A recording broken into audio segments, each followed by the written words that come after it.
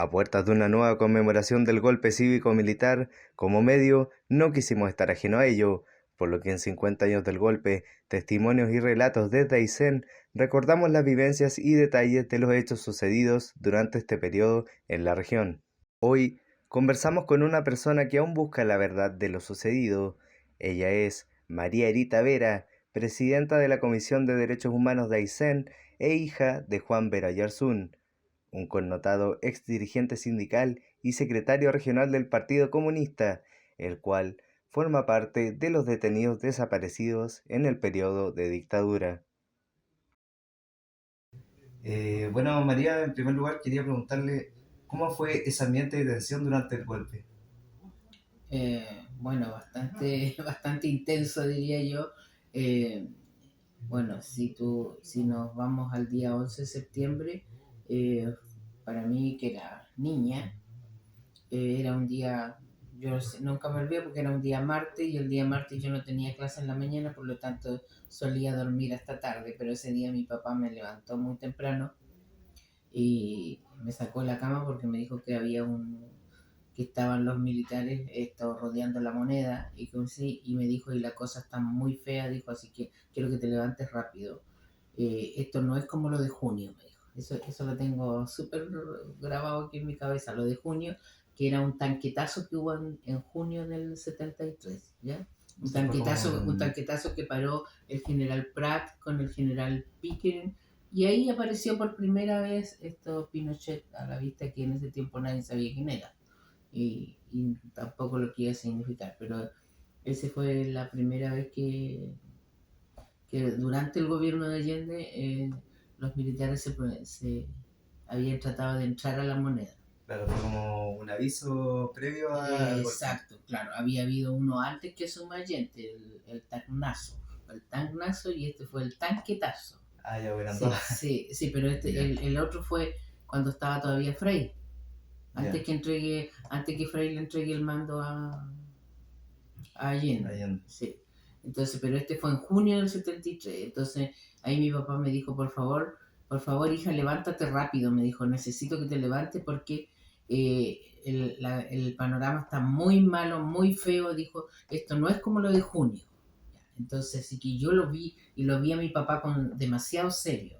Entonces me levanté rápido y ahí me dijo que, bueno, que teníamos que desalojar la casa, dejarla, esta casa, desocuparla y salir todos. Había otro matrimonio acá que los llevaron a la casa de un tío y me dijo, yo quiero, mis padres estaban separados hacía más de un año, así que mi mamá vivía en calle Simpson, así que me dijo, tú te vas a la casa de tu mamá, si tu mamá no está, no la esperes, te vuelves inmediatamente, porque en 20 minutos o media hora va a venir una persona de Julio Cantín que andaba con mi papá, dijo, va a venir Julio y va a venir acá y si te encuentro, te va a llevar donde yo esté.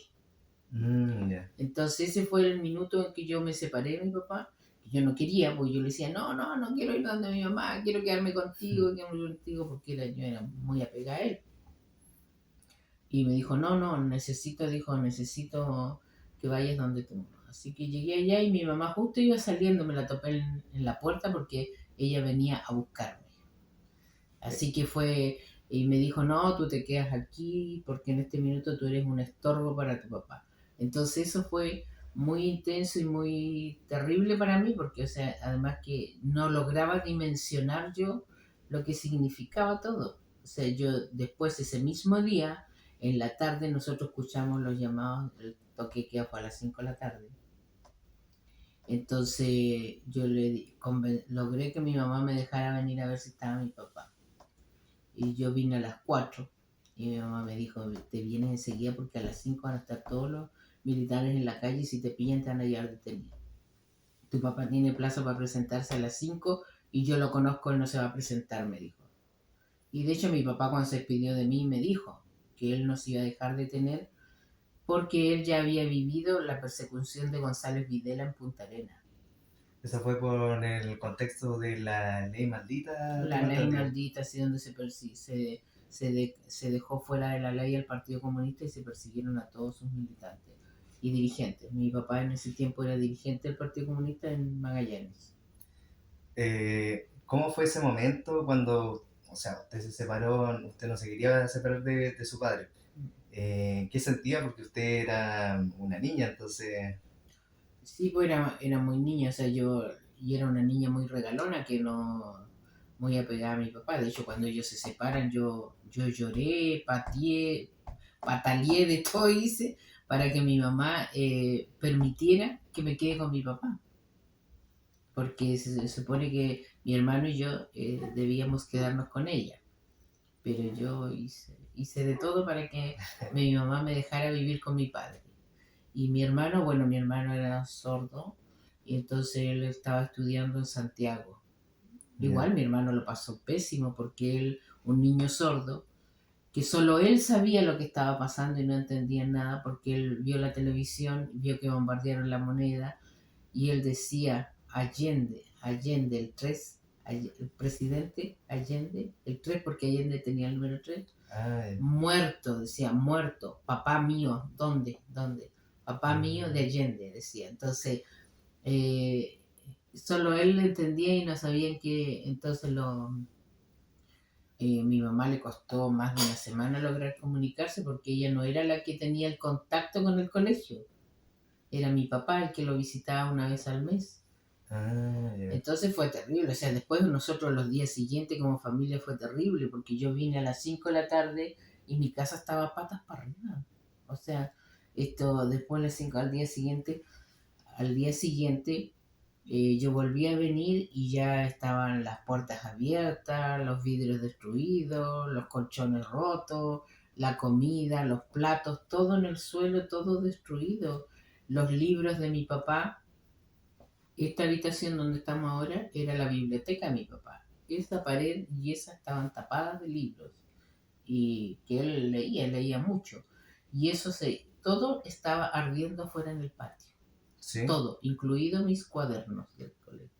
Mis cuadernos, todo. O sea que los militares cuando vinieron a buscar Ellos cosas... vinieron, según lo que yo supe después de mucho tiempo, porque a los vecinos, no, a mí yo creo que cuando me vieron aparecer aquí en el patio, cerraron la puerta con llave para que no vaya a golpear. Entonces después, mucho tiempo después, cuando nosotros nos vinimos para acá, mi mamá después se vino, una semana después, 10 días después del golpe, después que yo fui interrogada en el regimiento y todo, mi mamá le pidió permiso a los militares para poder ocupar la casa y le dijeron que sí, que no había problema. Le dijeron, no, señora, le dijeron, ocupe nomás la casa, si quiere quémela, le dijeron así, despectivamente. Y ahí nos vinimos de nuevo acá y mi mamá empezó a limpiar y todo y a ordenar y ahí empezamos a ver, no había prácticamente nada que recuperar, pero y ahí un vecino le dijo que a las, ¿cómo se llama? Que el toque de queda era a las 5 para que mi papá se entregara, le dijo como a las 5:20, 5:30, esto estaba rodeado, vecino, le dijo, estaba rodeado.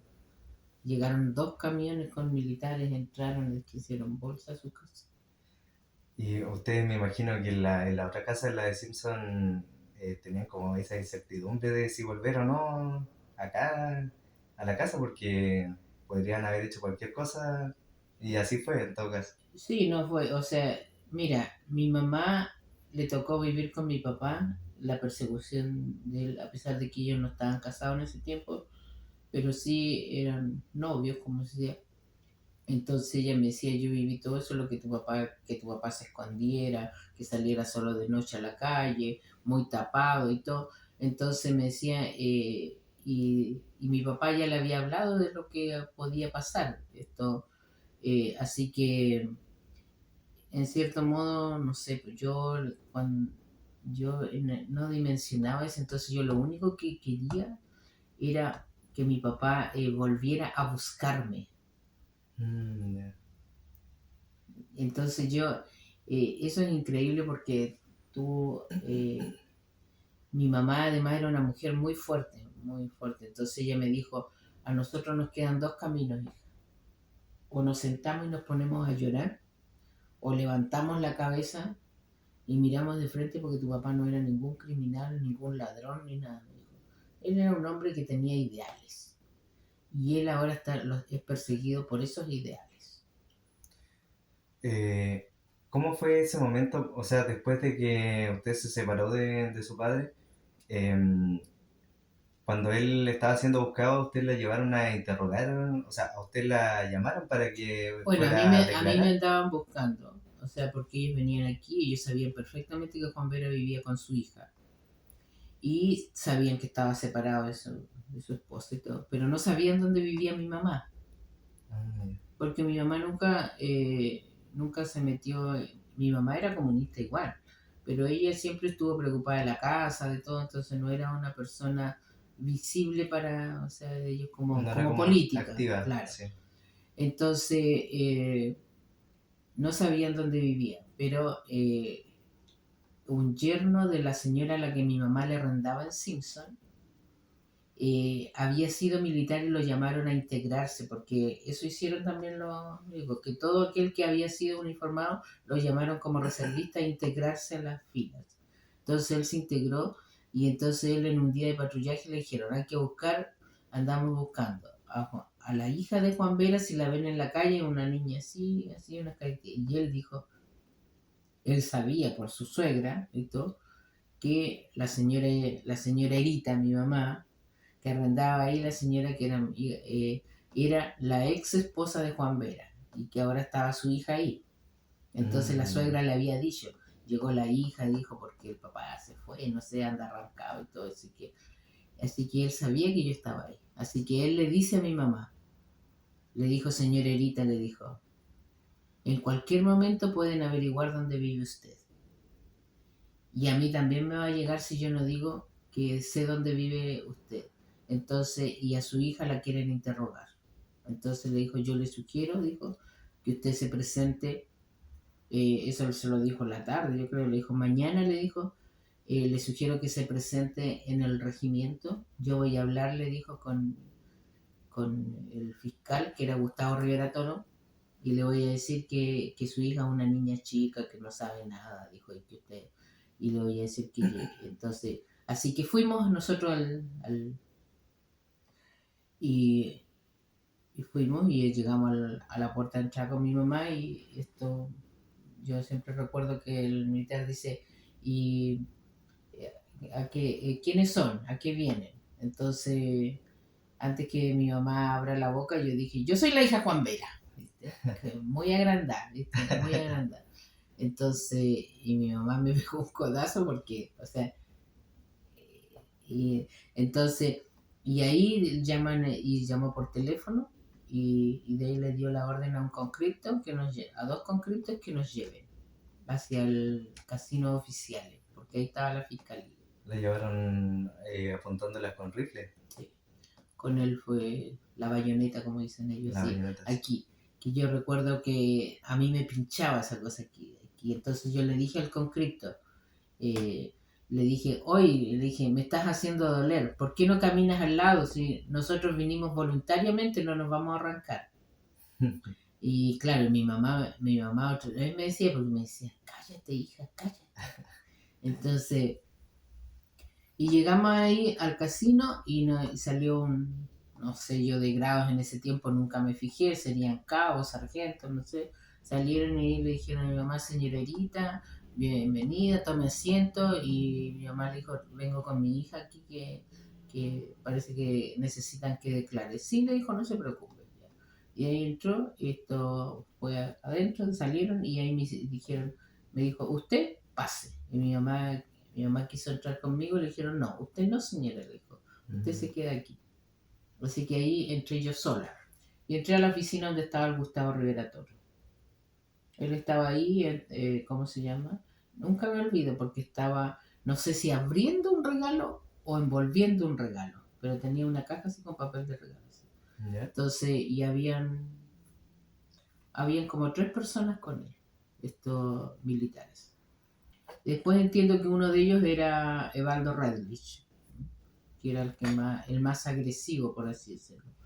Entonces, y ahí él me dijo, siempre me acuerdo que me dijo, ¿quién es esta niña de ojos tan lindos? Entonces yo le dije, soy la hija Juan Vera, otra vez. Me dijo, siéntate. Le dije, no. Y ahí, cuando le dije no, porque había una silla, el Evaldo Radlich me agarró del hombro aquí, así, me hizo, siéntate. Del Mm. hombro me sentó. Y ahí me empezaron a hacer preguntas. El Evaldo Radlich siempre estuvo al lado mío. Y, ¿cómo se llama? Y él estaba en su escritorio y otro parado al lado de él. Y sacó como una carpeta, así como tienes tú ahora, así, una carpeta, y empezó así. Me dijo, tú vivías con tu papá, tú solías ir con tu papá a las actividades que él realizaba, a los actos, ¿cómo se llama? A las reuniones. Yo le dije, sí, ¿de qué hablaba tu papá en las reuniones? ¿Con quiénes se juntaba? ¿Qué hablaban? ¿Viste? Entonces, todas las preguntas eran relacionadas con eso. ¿Eh? Entonces yo le dije, no sé, yo me quedaba dormida en la actividad, le decía yo, no sé. Entonces, pero nunca, después me dijeron, ya, ¿tu papá cuándo se fue? ¿Cuándo fue? ¿Tu papá cruzó la frontera? No sé, le decía yo. ¿Dónde está? ¿Tú sabes dónde está escondido? No, no sé. Entonces todas las preguntas mías eran, no sé, y no estaba mintiendo, porque efectivamente yo no sabía dónde estaba mi papá. Tampoco sabía si había cruzado. Entonces ellos insistieron mucho en que si mi papá había cruzado la frontera, por dónde había pasado, ¿cómo se llama? Con quiénes iba, si iba una mujer en el grupo o no. Entonces, ¿y quién sería esa mujer si iba, le decía que iba una mujer en el grupo? Entonces, yo le dije, no sé nada, yo lo único que recuerdo es que después que salimos de ahí, yo le dije a mi mamá, mi papá cruzó la frontera. Entonces, ¿por qué? Me dijo, ¿cómo se...? No, dije, porque me hicieron muchas preguntas sobre cuándo cruzó, con quién, entonces... Te eh, pensaba que en realidad había cruzado.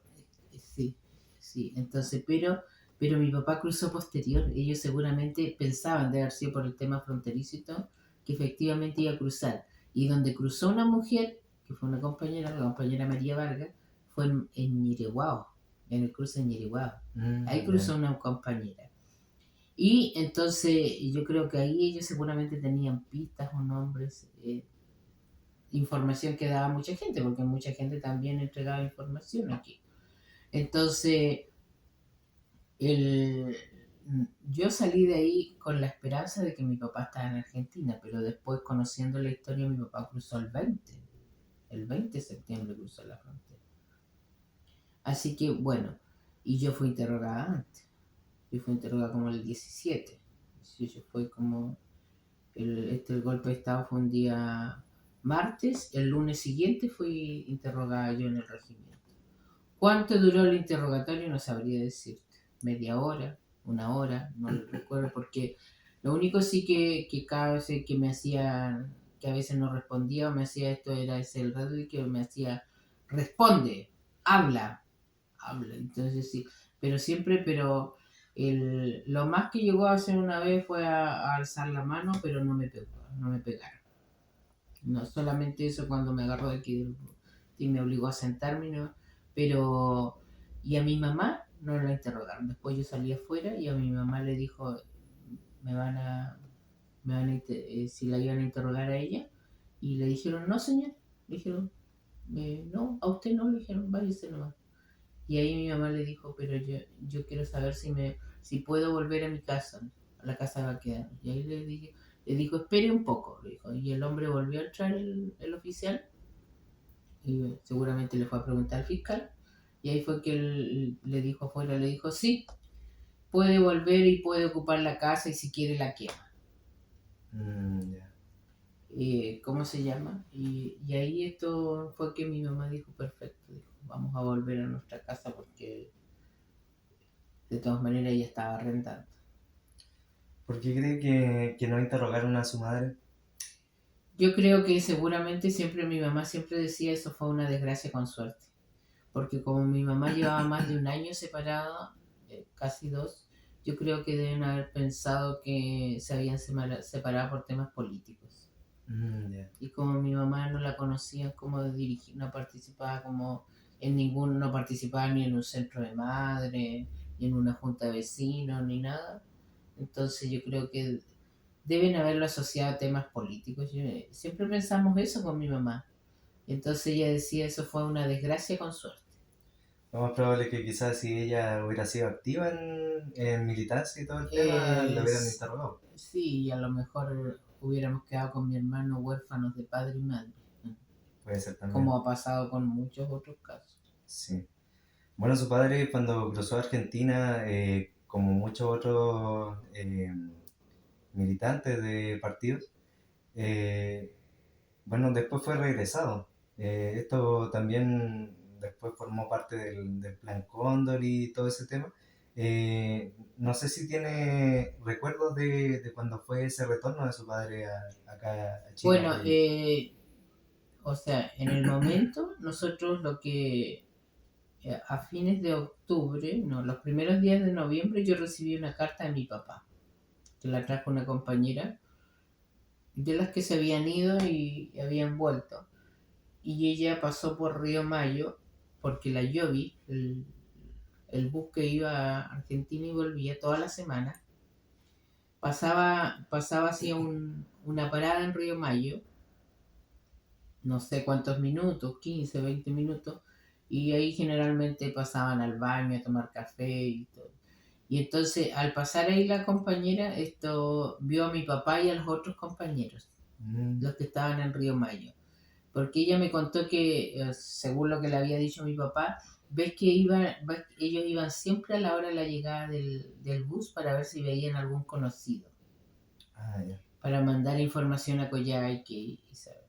Así que ahí la vieron a ella y ahí se juntaron, se tomaron un café. Y mientras se tomaban el café, mi papá escribió un par de letras en la carta que me envió y ahí me decía él que estaba bien, que yo no me preocupara, que, ¿cómo se llama? Me mandó 1.200 escudos que le quedaban de plata chilena y que habían iniciado sus trámites para pedir asilo, que los papeles ya estaban en marcha y que lo más probable era que le dieran a elegir entre 4 provincias que no limitaran con Chile. Entonces, nosotros, y me preguntaba por mi hermano, si había regresado a Coyhaique, y también si es que estábamos en la casa de Baquedano. Y que también hay que le enviara la dirección de una prima de él, una tía que me la consiguiera, que vivía en Comodoro, para que él, una vez que se fuera, se pusiera en contacto con ella para que canalizara la comunicación hacia nosotros a través de ella. Porque, así que yo hicimos todo eso, le contestamos inmediatamente con la misma compañera, pero esa carta él nunca la recibió. Ya. Porque mi papá la carta que él me mandó me la envió el 26 de octubre y él fue regresado a Chile el 27 de octubre, un día después. La compañera me dice que mientras estaban tomando café, ella vio circular unos vehículos y le dijo, compañero, le dijo, andan militares aquí. Le dijo, ¿usted se dio cuenta? Le dijo, yo vi uno ahí de pelo corto que andan eh, en vehículos particulares. Y él le dijo, sí, sí, nos hemos dado cuenta, dijo, por eso tomamos las precauciones. Pero nosotros estamos, le dijo, estamos dentro del cuartel de gendarmería, ahí estamos adentro, le dijo. Así que ahí no se van a meter. Mi papá realmente nunca pensó en la confabulación que iba a haber entre militares y gendarmería. Y esa es la colaboración que se habla de que el caso de mi papá, si bien aparece antes de lo que son los casos de la Operación Cóndor, pero ya había una especie de acuerdo ¿cómo de Entre, pasarse información y de entregarse de colaboración entre distintos países. ¿Viste? claro, sí, Porque el trabajo en otros países, por ejemplo, el golpe de Estado en Uruguay fue mucho antes que en Chile. Entonces, estamos hablando de que en la Operación Cóndor y todos los generales y todos se conocían porque todos estudiaron en la Escuela de las Américas y ahí empezó. Entonces, ahí empezó el intercambio de información sobre la gente que cruzaba la frontera en busca de refugio. Y, así que digamos que fue como los primeros pasos. Varios a mí me lo han dicho. Tu papá debería estar dentro, oficialmente debería estar dentro de la Operación Cóndor por lo que le pasó a él y a sus dos compañeros, a Rosa. Porque mi papá, eran 6 los que habían ahí. O sea, si bien él cruzó con 3 compañeros más, pero una vez en Río Mayo, eh, detuvieron en un hotel a 2 compañeros más que fueron Rosendo Pérez y Miguel Gómez, que era cuñados de Rosendo, y ellos los fueron llevados también al cuartel de gendarmería y ahí se formaron un grupo de 6. 3 de ellos que sabían de construcción, el oficial Oliva de gendarmería, que fue el que entregó a mi papá, él estaba construyendo una casa en Río Mayo, entonces sacó a los 3 que trabajaban en construcción y los llevó para que trabajen en su casa. Y ese día de la entrega a mi papá, él le hizo un asado y pidió permiso para que se queden a dormir ahí. Entonces me contaban a mí, ellos me contaban, dijo, y nosotros nunca nos contamos, dijo, nos hizo un asado, nos compró vino, dijo, nos quedamos ahí, nos dijo, no se preocupen porque yo ya pedí autorización para que ustedes duerman aquí, mañana se... Y cómo se llama, y mi papá y los otros 2 compañeros que no sabían nada de construcción, ellos habían empezado a trabajar hacían como 2 días, y de hecho eso me lo dice en la carta de mi papá, en la municipalidad de Río Mayo estaban haciendo un trabajo de pintura para el gimnasio o algo así. Así que ellos sí dormían en gendarmería porque salían en la mañana a trabajar a la muni y volvían. Y entonces lo que le dicen a ellos después al día siguiente, dice que llega Oliva y le dice, ¡ay! Así como choreado, como enojado, ¡ay! Sus compañeros se fugaron anoche. Y dice, ¿cómo que se fugaron? ¿A dónde se fugaron? Dijo, no, si anoche se fugaron, se arrancaron. Y ellos quedó dijeron, esto no puede ser. Así que ahí les avisaron a un español que había en Río Mayo, que había sido muy buena persona con ellos, porque cuando él se enteró que habían llegado chilenos ahí, él les llevó útiles de aseo y ropa interior. El vecino Ardao, que ya no debe estar porque era un viejito, yo lo conocí. ¿Y cómo se llama? Y fueron a la casa de él a avisarle, y él llamó al gobernador y al senador Irigoyen, Hipólito Yrigoyen, que era presidente del Comachi, que era una organización de apoyo a los chilenos que cruzaban. Y él viajó inmediatamente, así como son los argentinos, así, rapiditos. Viajó enseguida con prensa, con todo, se trasladaron a Río Mayo. Así que toda la información de la entrega a mi papá salió la primera semana de noviembre en la prensa argentina.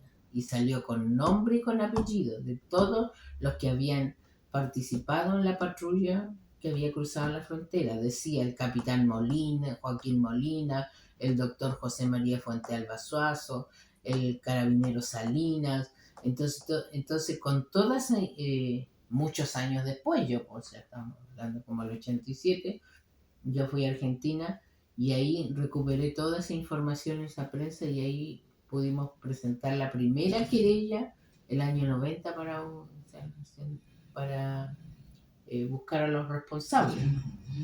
Pero ahora esta información igual, mi mamá se entera de la entrega a mi papá, se entera por la radio Moscú. ¿Sí? Porque mi mamá escuchaba todas las noches la radio Moscú. Yeah. Y ella me dijo, hija, me acuerdo yo, no me recuerdo la fecha, pero debe haber sido a fines en noviembre del 73, y me dice, hija, según la radio Moscú, a tu papá lo trajeron de vuelta. No, yo ahí decía, no puede ser, no, ¿viste? No, mi papá no. Entonces me dice, pero hija, dicen que habría habido una revuelta y habrían traído a tu papá y a otras personas, me dijo, porque mi mamá no hablaba de personas, sino otras personas la habrían traído a Chile. Habrían cruzado la frontera, los habrían ido a buscar, me decía mi mamá, y los habrían traído de vuelta. Entonces esa fue la primera información que supimos nosotros, y mi mamá me decía, no, si la radio Moscú, si lo dice la radio Moscú, debe ser. Si al final la radio Moscú era la única que decía lo que Claro, estaba pasando en ese sí, momento. porque se entregaba la información de todas partes y seguramente el Comach y todo eso tiraban la información o ellos escuchaban la prensa argentina. No sé cómo sería, pero sí ellos estaban al tanto y entregaban toda la información.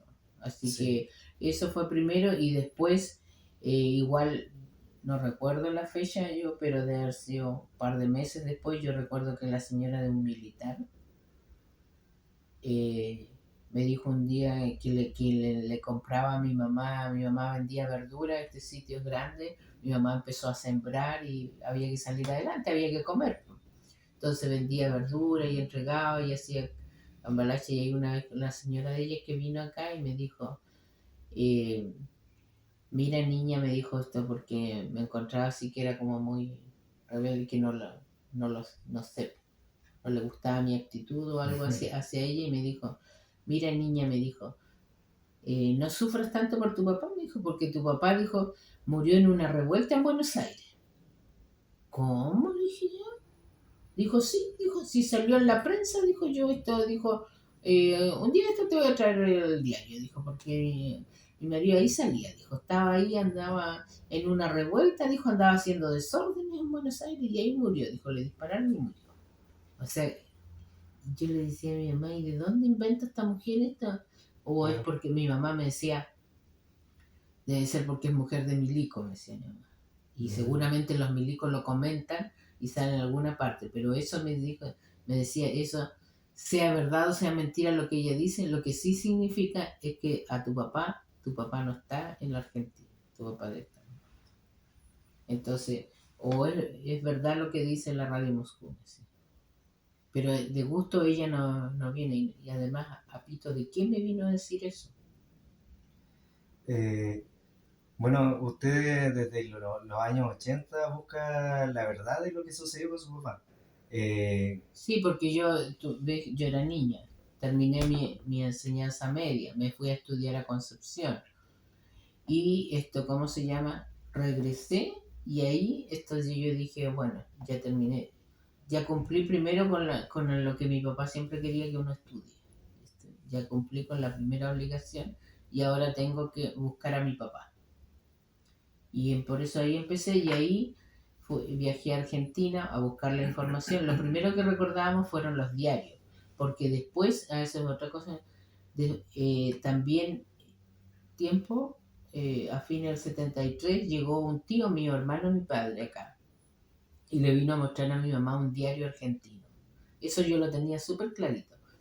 Y le dijo, mira cuñada, le dijo, a mi hermano lo trajeron.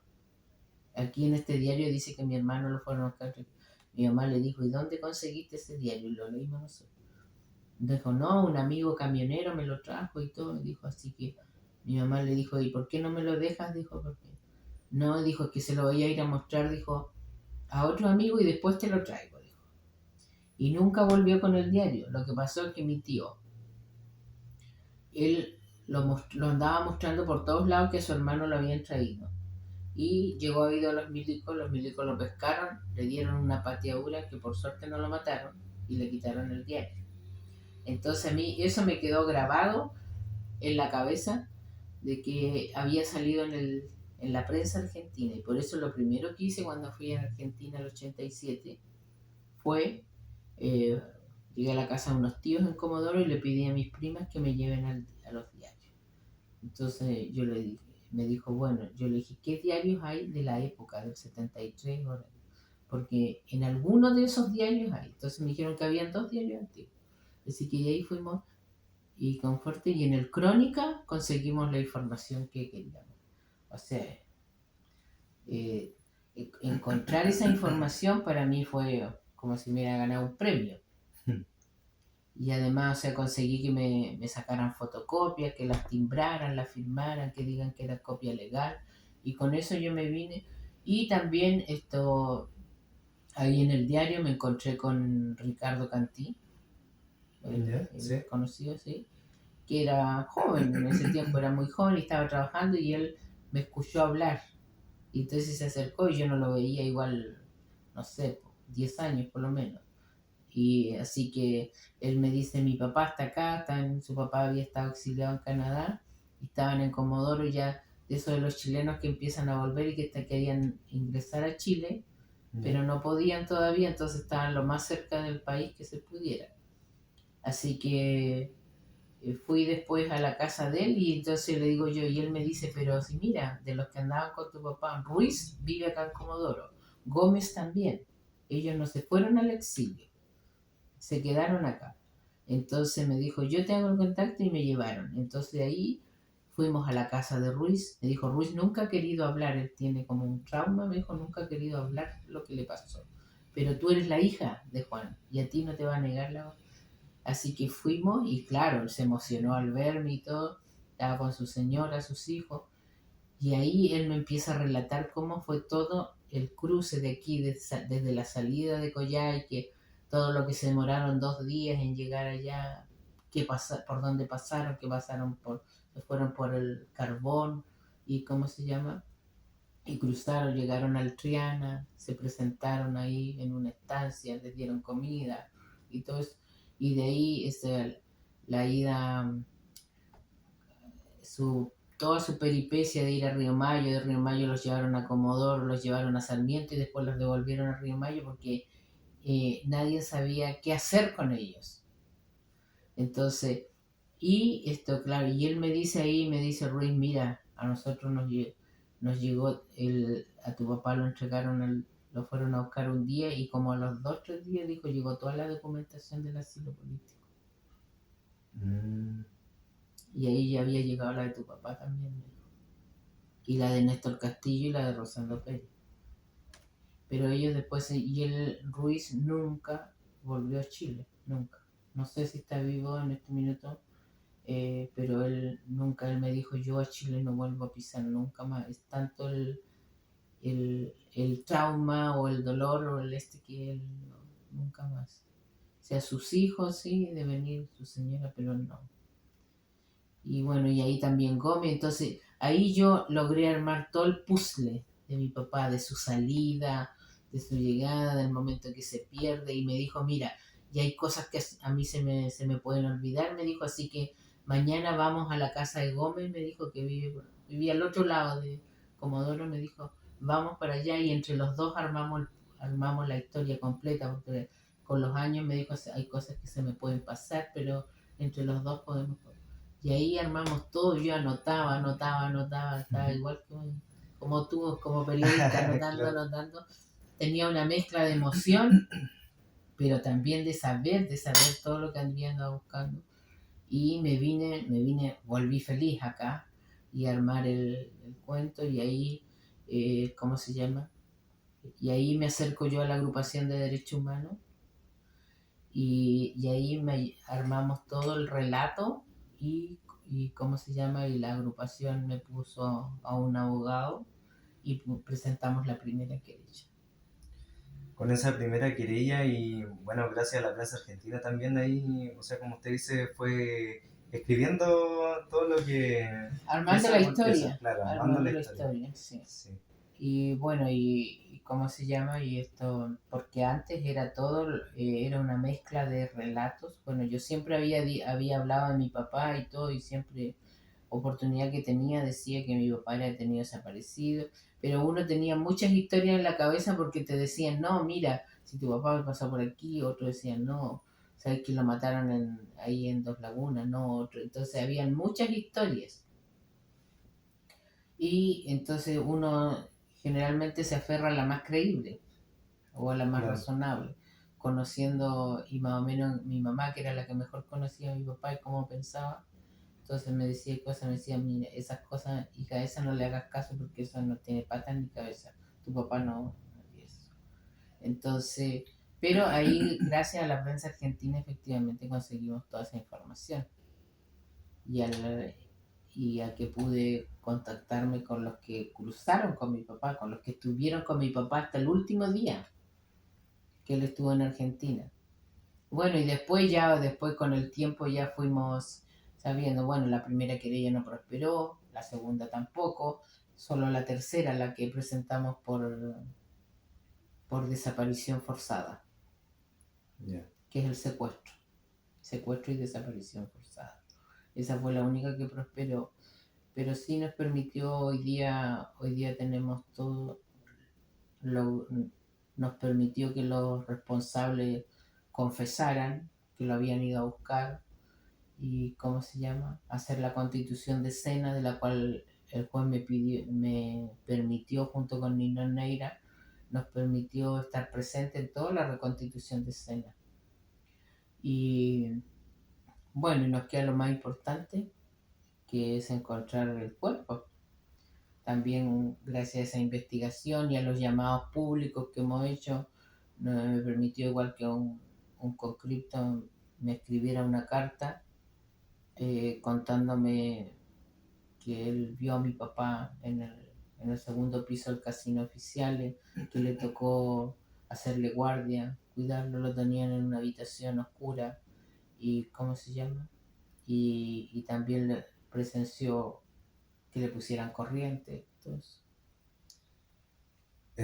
Podríamos decir entonces que quizá está como cerca de poder reconstruir completamente lo que pasó con su padre o todavía queda... sí, porque también está el testimonio que se dio en la causa de dos funcionarios del hospital regional que también testificaron la causa, que testificaron que vieron a mi papá muerto en la morgue del hospital Ya.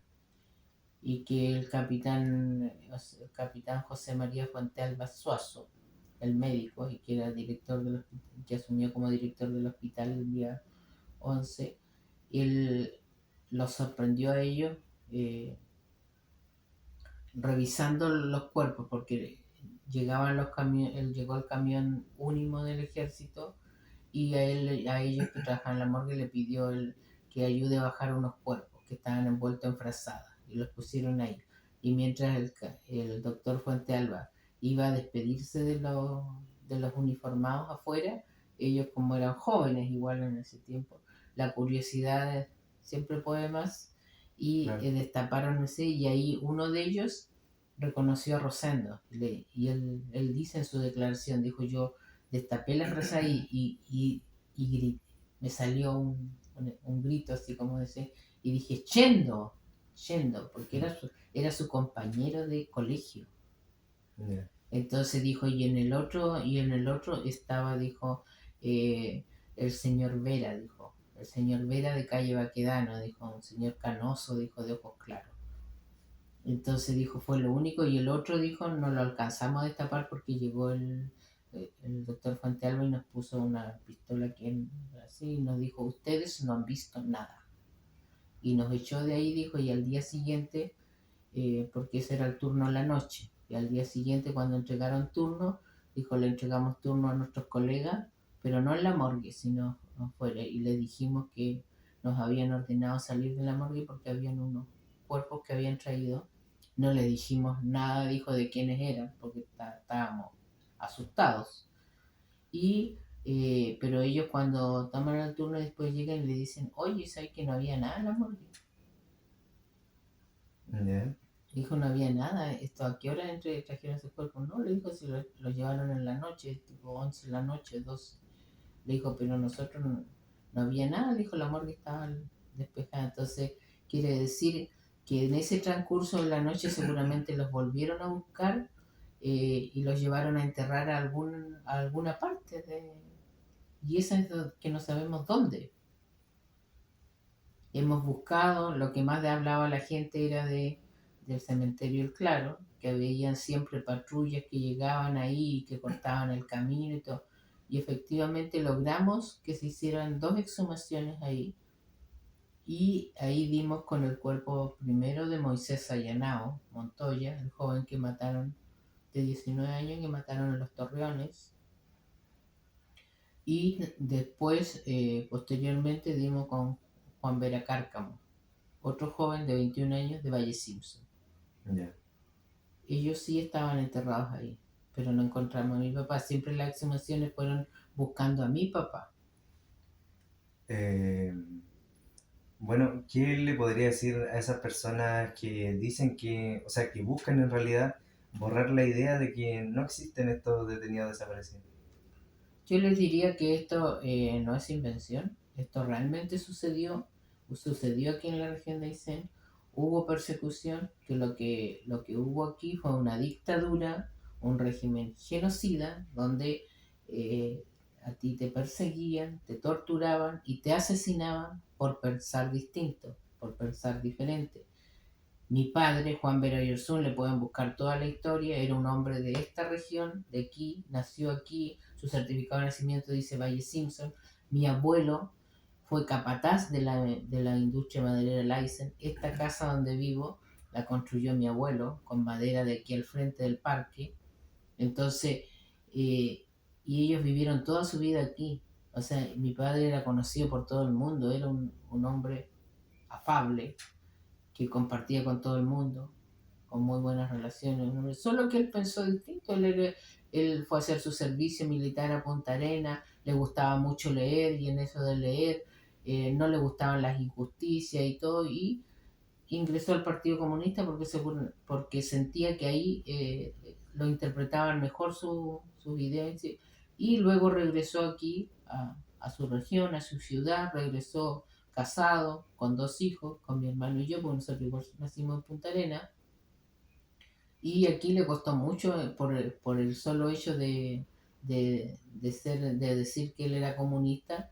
Las personas con las que él se había crecido y todo, le cerraron las puertas, o sea, le costó mucho. Mi papá tuvo que empezar empezó a trabajar en un carretón de caballo Ya. para hacer flete, o sea, ese tiempo no había taxi ni nada, entonces se compraba un caballo, armó un carretón y hacía fletes con el carretón. Entonces, ¿y cómo se llama? Porque no le daban trabajo por ser comunista. Después logró entrar a la municipalidad con los años y todo, pero ¿cómo se llama? Y Rosendo Pérez era un joven de 23 años que trabajaba en Hotelsa, era garzón. Hotelsa o Onza o es donde está hoy la Universidad de Aysén, detrás del casino. Esa construcción original, eso era Hotelsa, la hotelera que era una hotelera nacional. Ya. Y Néstor Castillo igual era un joven de 27 años, eh, que, ¿cómo se llama? Que había estudiado en la Patricio Lugumba en la Unión Soviética con una beca, y él llevaba 6 meses en Coyhaique. 6 meses. O sea, Ya. y era un joven, estaba fascinado con la región, sí, y era un joven profesional que había llegado. Pero, ¿cómo se llama? O sea, ninguno era delincuente, no eran ladrones, no eran asesinos, no eran nada de eso. Solo por ser comunista. Sí, sí.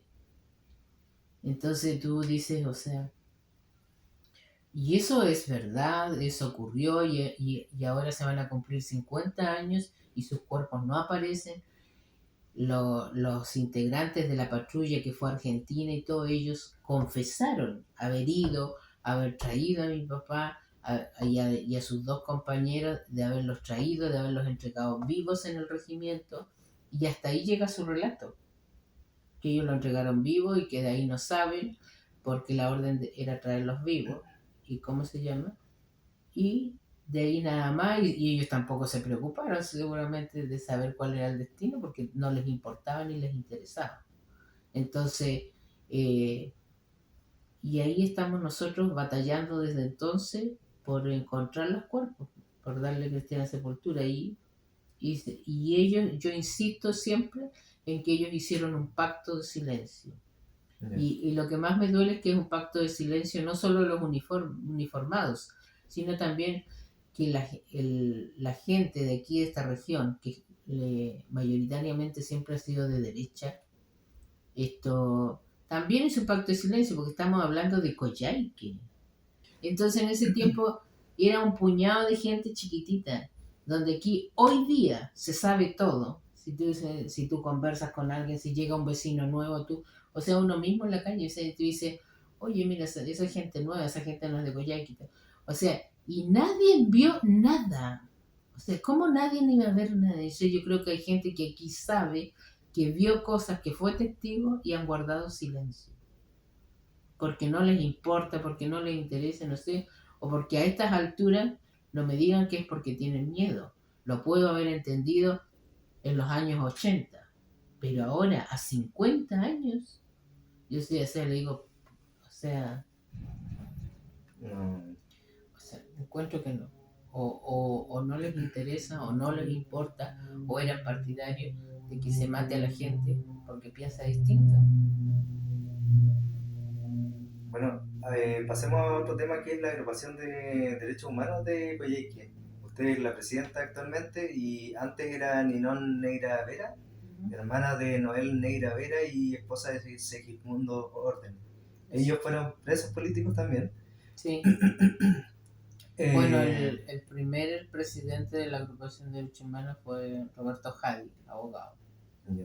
Él fue un corto tiempo así, después asumió Ninón y bueno, Ninón tuvo un trabajo bastante destacado en todo lo que fue, bueno, también Noel y Segismundo, que han sido forjadores de esa agrupación. Yo ingresé a la agrupación en el año 85. En plena dictadura. ¿Cómo ha sido ese trabajo que han realizado con el tema de la ayuda a la familia y también con la búsqueda de la verdad sobre estos detenidos desaparecidos? Bueno, ha sido un trabajo grande porque lo primero que nosotros empezamos fue, bueno, Ninón con Segismundo, con Noel, con Roberto Jadi, con el padre Bruno Predonzani y con Panchito, con la Edi, en fin, con un montón de un grupo de personas y amigos de esa época, que se puede decir, que empezaron como informalmente esto. Ellos partieron ayudando a los relegados, a los que llegaban relegados, ¿viste? Ya. Y a los que estaban presos en la cárcel, igual, pues, o sea, no sé, por traer la familia, de llevarle una carta, en fin, esas ayudas que son como a veces más de que le haces tú a las personas porque sienten la necesidad o porque el vecino va y te pide ayuda. Y en eso a los relegados, como sobre todo ese fue el primer trabajo. Pero una vez que, y bueno, y toda la información que se maneja, que se sabía y que manejaban, se iba guardando nomás, pues se iba guardando toda la información que tú tenías. Y después con el caso de mi papá, diría yo que fue el caso más, fue la primera querella que se presenta. Y entonces fue la primera investigación que se hace.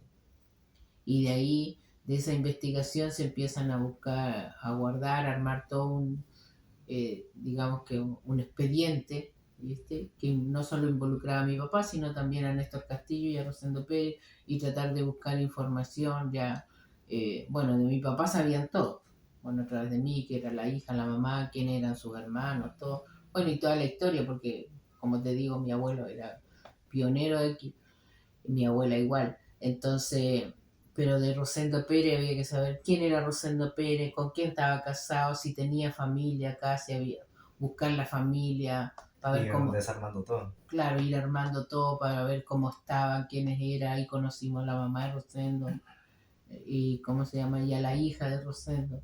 Entonces, después con Néstor Castillo igual, ahí sabíamos que no era de acá, tratar de buscar un vínculo, averiguamos que sus papás estaban muertos y que tenía dos hermanas y ahí que había una por la octava región, otra de Santiago, logramos contactarnos con una de ellas y nos mandó una foto carnet chiquitita, que era, y ahí logramos por lo menos tener una imagen de él y hacíamos nuestros primeros, y cuando empezamos a salir a la calle, salíamos las primeras veces que salíamos a la calle a hacer alguna actividad, la única foto que andaba por todos lados era la de mi papá.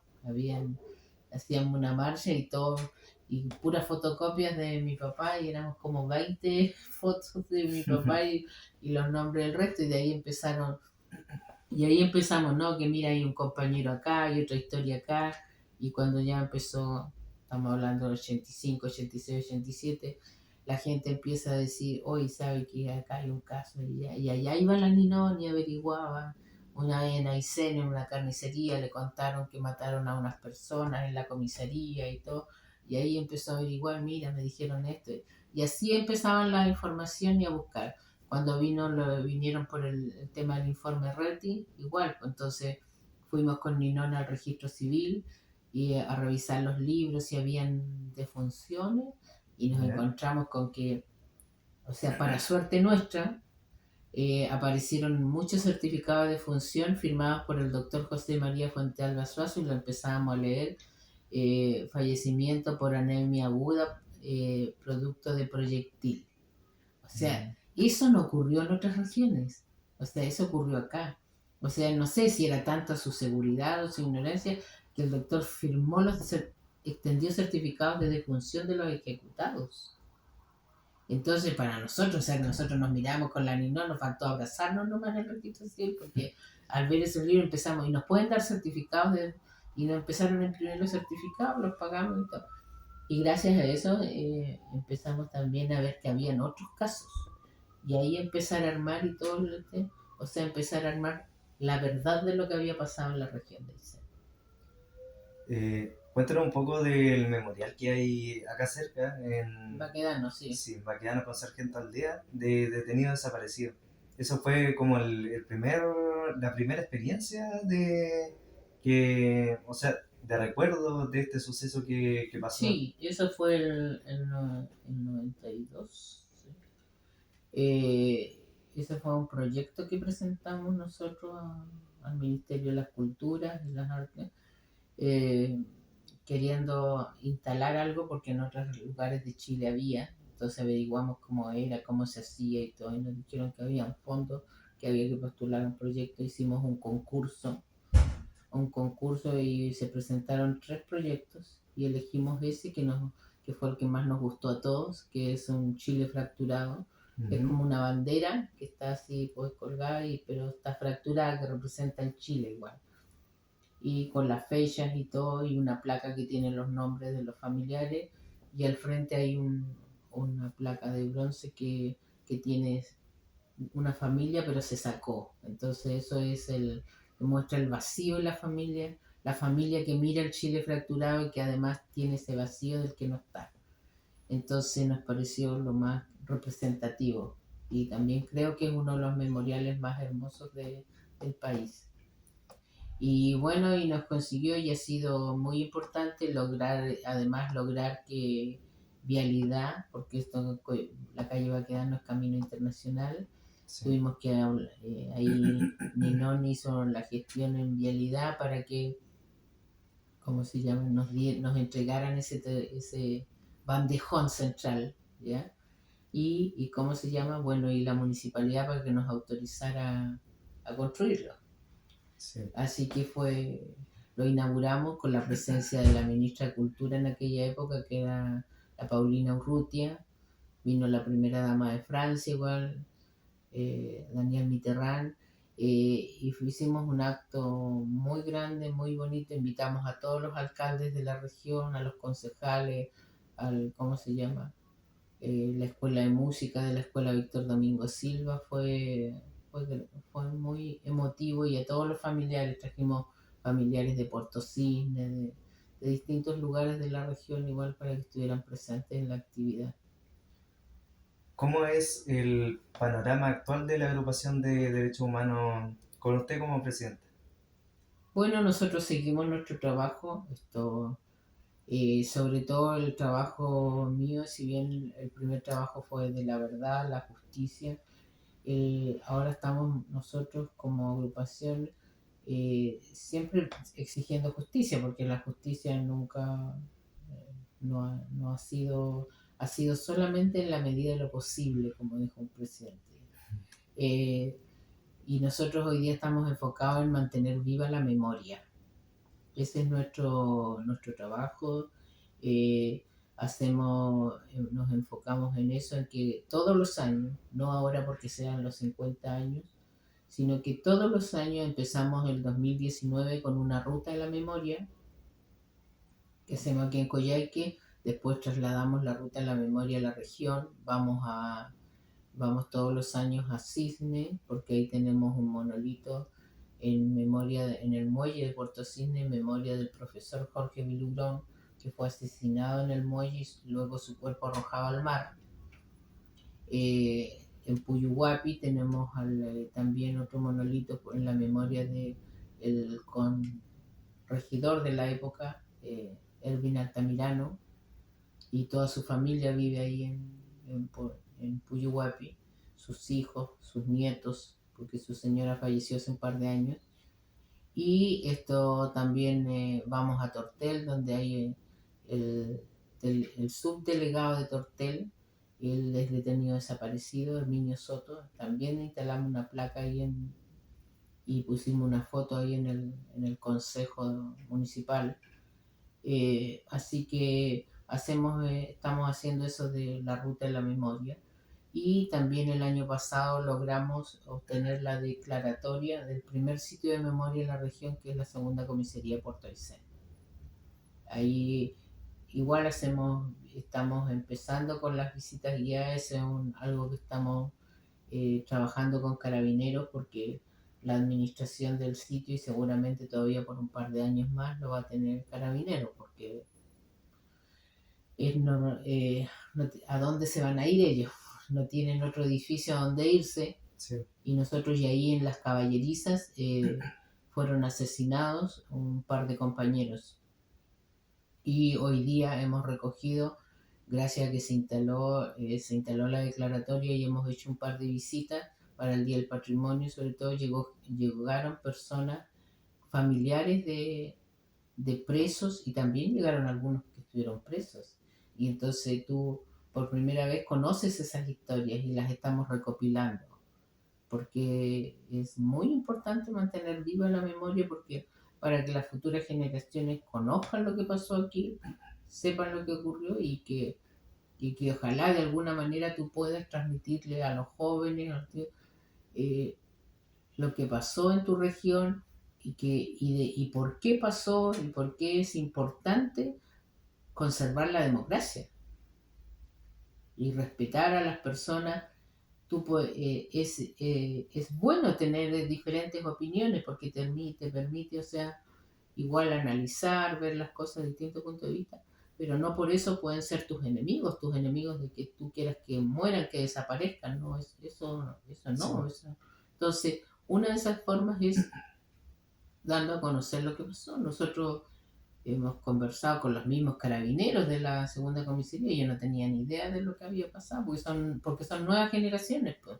Sí, pues Y muchos de ellos ni siquiera son de la región. y quizás En no, su no mayoría. les cuentan esa historia, no No, buscan preservar esa memoria de lo sucedido, porque al final quizás a ellos como institución no, no les tampoco, conviene. no quedan bien parados, no, en absoluto. Entonces, pero sí es importante que lo sepan ellos, y que lo sepan también los habitantes de la región.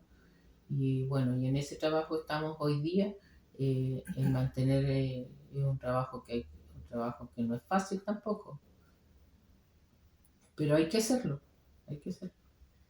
Bueno, María, agradezco el tiempo que te diste para conversar con nosotros y esperamos que esto siga preservándose la memoria a lo largo del tiempo y pronto se sepa la verdad de estos detenidos desaparecidos y de su padre también. Sí, ojalá. Yo quisiera esto. Yo hoy tengo más edad que mi papá. Mi papá tenía 53 años y yo tengo 63. Tengo 10 años más que mi padre. Y entonces tú te puedes dar cuenta que uno ya va. O sea, por eso yo digo que cada vez me queda menos tiempo para encontrar a mi papá. Y eso es lo lamentable. Y, y que no me gustaría dejarle esta tarea a mis hijos, sino que me gustaría encontrar los restos de mi papá, que no sé, que la tierra, como digo, ojalá que la tierra o la Pachamama, como dicen algunos, devuelva esos huesitos y aparezcan en algún momento. O alguien que tiene un peso en su conciencia, antes que se vaya a este mundo, libere su conciencia y diga dónde están.